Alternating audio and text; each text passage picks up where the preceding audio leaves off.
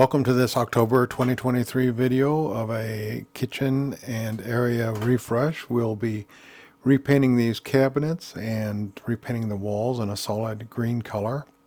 Also replacing the baseboard with a taller, nicer baseboard. We do a little work in the bathroom, but also we'll be repainting this den as well as replacing the baseboard in here with that same taller, nicer baseboard. With the exception of glass doors like these, we generally do not paint the interior sections of cabinets. We find it's best to leave them with the original finish.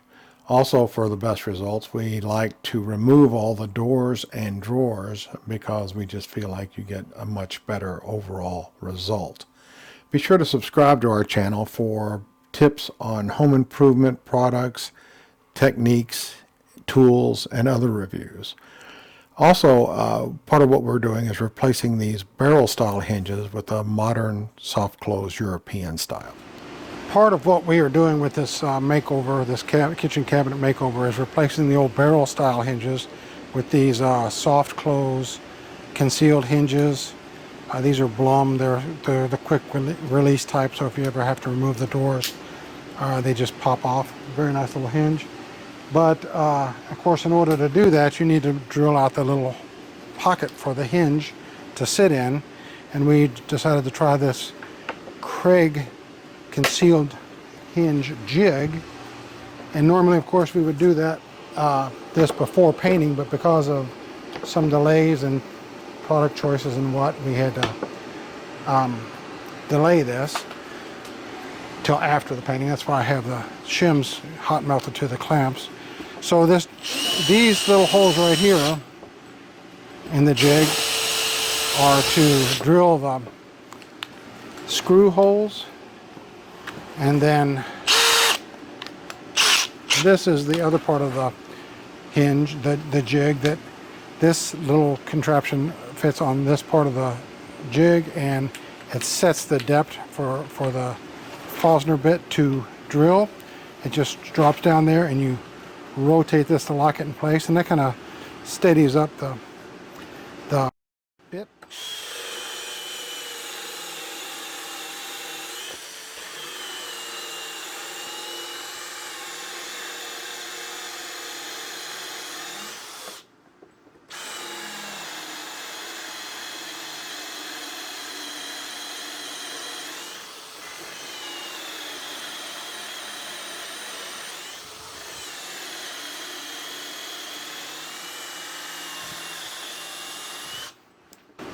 And then you don't have to remove the bit from your chuck. You just twist it out of there like that.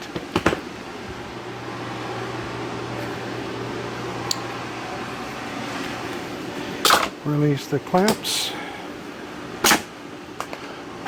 Blow it off. You're ready to test your hinge in the pocket just to make sure it fits. Of course, you got to get out all the chips. My blower is elsewhere. As with most painting projects, and perhaps with cabinet refinishing in particular, preparation is key.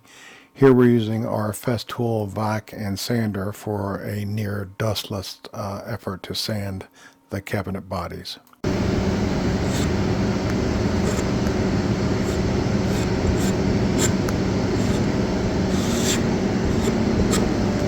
This will be just kind of an example of the steps you go through to get the sanding done. It's going to be painful to watch, boring, and noisy. But I typically take just a folded piece. This is 220. Get up into the edge of that cabinet edge. There's a little profile on the inside. Kind of roll that over and hit that with your thumb. And keep in mind, this is just intended to provide a scuff sand for the new finish. We're not taking it down to bare wood, except in the places where we need to, like these big deep ridges here from the previous on-hinge paint work that was done. And we'll sand that down and smooth out the edges so that the new finish goes on. It's not, you don't see the big ridge. Clearly there now. And even that might not be a big issue if we weren't changing to a concealed hinge. Let's take a cutter knife and scrape off the old felt bumpers. And then take a bag with alcohol to keep from gumming up the sanding pad with glue and smearing that everywhere. Clean that glue off.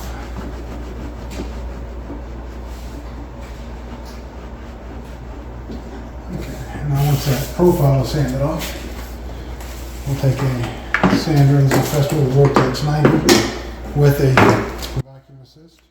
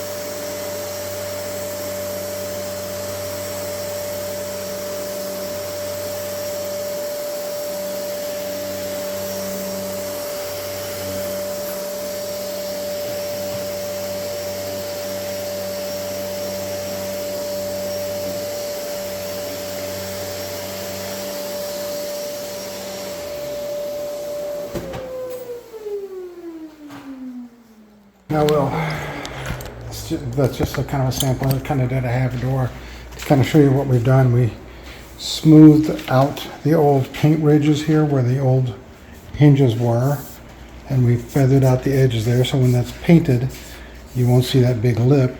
And I'm trying to get to where you can see it, but it's just a scuff sand. You can see where the sheet, this is the previous semi or gloss, and then you can see where we sanded here just to take the sheen off and provide a tooth for the new finish. And then once this is blown off and vacuumed, and we'll take a alcohol and wipe this down, because as you see, some people think that if you sand it you don't have to clean it, but as you see the ridges in here, the sander only hits the high spots, and these grooves may have oils or grease or anything that comes from a kitchen or being handled that will affect the adhesion of the paint. So although you do sand it, it's a very good idea to clean it before the new finish goes on. This cabinet system had 2 glass doors in it, and they are held in, the glass is held in by 4 glass points and siliconed in place the rest of the way. This door isn't as bad as the other one. The other one, as a matter of fact, the glass is even like a 1/4 inch short on one end. So I debated whether we were going to take this glass out and try to do something with it, because getting the silicone off of all this wood is going to be impossible. And as you may know, paint won't stick to silicone, but it's got to look better when we're done. And it's not a high traffic or touch point area, so it shouldn't get a lot of wear anyway. So if adhesion is a problem, and it will be, it might rub off a little bit, but it's going to look better than, these cabinets have been painted before and glazed, and this walnut looking brown was the original finish, and whoever did this first refinishing never took the glasses out to do the rabbets inside here, but we're going to do that. And here's the where we are in the preparation stages. We are sanding out all the old face frames where they were painted in place. There was a great deal of build up because they were painted with the hinges in place, and that's going to have to be sanded smooth to have a finish that is going to be acceptable. So you can see this is all sanded out, and we're going to fill all the holes and then resand those, because we're installing European concealed soft close hinges. So we'll scuff sand all the face frames and the sides of the cabinets, and the doors and all are in the garage on our storage rack, which I'll show you here next. So here is our spray for the doors and drawers set up. We have a little booth set up here with a HVLP, Fuji Minimite 4. It's our drying and storage rack. We've got a few doors already sprayed and drying. The finish on this stuff, again, I really do like it. It's quite nice. Got a bug on that one, have to touch that up. But that's how we're starting. Here we are after the first coat. The first coat is about 20 minutes away from being dried and ready to sand, but this finish, I don't know how well it'll come up, but again, really smooth. We'll burnish it off a little bit with some Scotch-Brite pads and have another final coat on it. You'll remember this was the seam in the cabinet that had that big gap in it. It's been caulked, and now that it's painted, it looks nice and continuous. It's a really nice finish. You'll want to use a high quality caulk. Keep your tip small and clean, and just the lightest bead you can to get the caulk in place. You're going to push it into place with your fingers, then strike it off. I tend to dampen my finger a little bit. Wipe off any excess.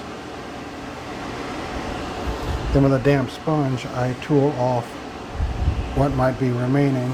And this is critical because if you don't get the excess caulk off of there, that will show up as a lump in your finish, or something that is not smooth in your finish. And while that might be better than a big old dark line, it's not going to be what we like to see.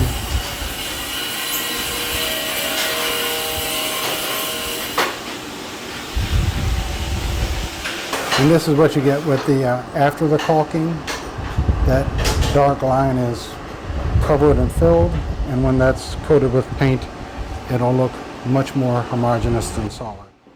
While we go through the footage of this door being sprayed, I'd like just to mention that one of the reasons we produce these videos is for the DIYer that might not have experience in a particular project, so that they can see all the steps that is needed or that we take to achieve the best possible results, a truly professional result, as well as for the homeowner to get a better understanding of what is involved, how we do what we do, and the efforts we take in order to provide the best possible result in any given project that we undertake.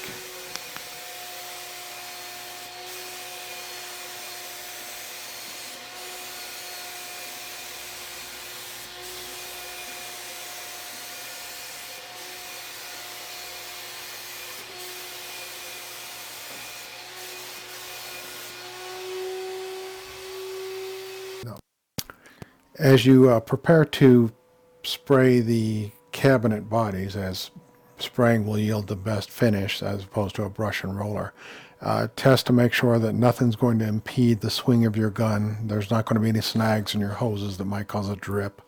Make sure you test your spray pattern of your gun before you start on the cabinet itself.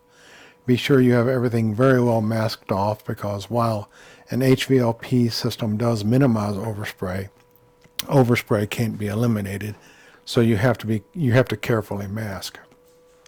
And one more important part of a spray process is at the base of the cabinets, where the floor meets the cabinet, or anywhere really, you need to be sure that you have vacuumed previously, or swept very carefully, or swept and vacuumed, because as you're spraying and you approach the bottom part of the cabinet, any dust or debris that is on the floor will be kicked up by the spray of the gun and end up on your finish.